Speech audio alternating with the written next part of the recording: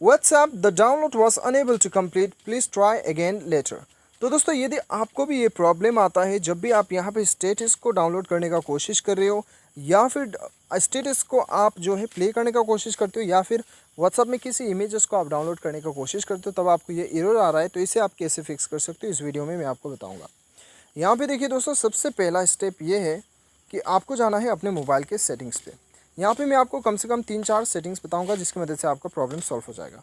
और जाना है आपको, चलिए सेटिंग में जाने से पहले सबसे पहला नंबर आपको क्या करना है, आप चले जाइए प्ले स्टोर पे और प्ले स्टोर में जाने के बाद में आप यहाँ पे सर्च कीजिए व्हाट्सएप। ठीक है, तो चलिए पहले हम यहाँ पे व्हाट्सएप सर्च कर लेते हैं। व्हाट्सएप मैंने यहाँ पे सर्च किया और यहाँ पे सबसे ऊपर पे आ चुका है, आप देख सकते हैं यहाँ पे अपडेट का ऑप्शन आ गया है।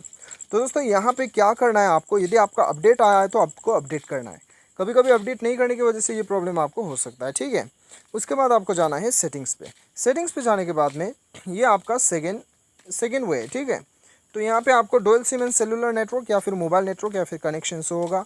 उसके बाद सिम कार्ड आप सेलेक्ट कीजिए जिस सिम कार्ड पे आप इंटरनेट कनेक्शन इस्तेमाल कर रहे हैं। और यहाँ पे दोस्तों आपको क्या करना है, करियर पे जाना है। उसके बाद आपको ये ऑफ़ कर देना है। ठीक है, आपका ये ऑटोमेटिकली सेलेक्ट जो है इसे ऑफ़ कर देना है। तो ये मैंने ऑफ़ कर दिया। अब ये ऑफ़ करने के बाद में आपको यहाँ पे कुछ देर लग सकता है, 2 मिनट 3 मिनट ऐसा कुछ लगेगा यहाँ पे नेटवर्क शो होने के लिए। तो यहाँ पे कुछ देर हम रुक लेते हैं। तो यहाँ पे दोस्तों आप देख सकते हो जियो आ गया, IND एयरटेल, रिलायंस जियो। आपका नज़दीकी जो भी आपका कनेक्शन है वो आपको यहाँ पे शो करेगा। मैनुअली आप यहाँ पे सेलेक्ट कर सकते हैं। ठीक है, तो कभी कभी कनेक्शन का प्रॉब्लम होने की वजह से डाउनलोड नहीं होता है, तो ये आप स्विच करके आप डाउनलोड चेक कर सकते हैं। सही हो जाता है, बढ़िया बात है, नहीं होता है तो तीसरा आपको क्या करना है, देखिए दोस्तों, यदि आपके मोबाइल में यदि आपका सेटिंग को रीसेट करने का ऑप्शन दिया गया है तब आप देख लीजिएगा यहाँ पे मेरा आपको मिलेगा एडिशनल सेटिंग्स पे जाना है और यहाँ पे एकदम नीचे आके बैकअप एंड रीसेट पे जाना है। उसके बाद बैकअप एंड रिस्टोर पे जाना है। तो यहाँ पे नहीं, हम एग्जिट करते हैं, यहाँ पे नहीं जाना है, जाना है रीसेट टू फैक्ट्री सेटिंग्स पे। उसके बाद आप देख सकते हो सबसे ऊपर reset system setting only pay click करने के बाद में यहाँ पे मैं पासवर्ड भर देता हूँ और आगे मुझे ऑप्शन शो होता है कि सिस्टम का सेटिंग जो है रीसेट करना है।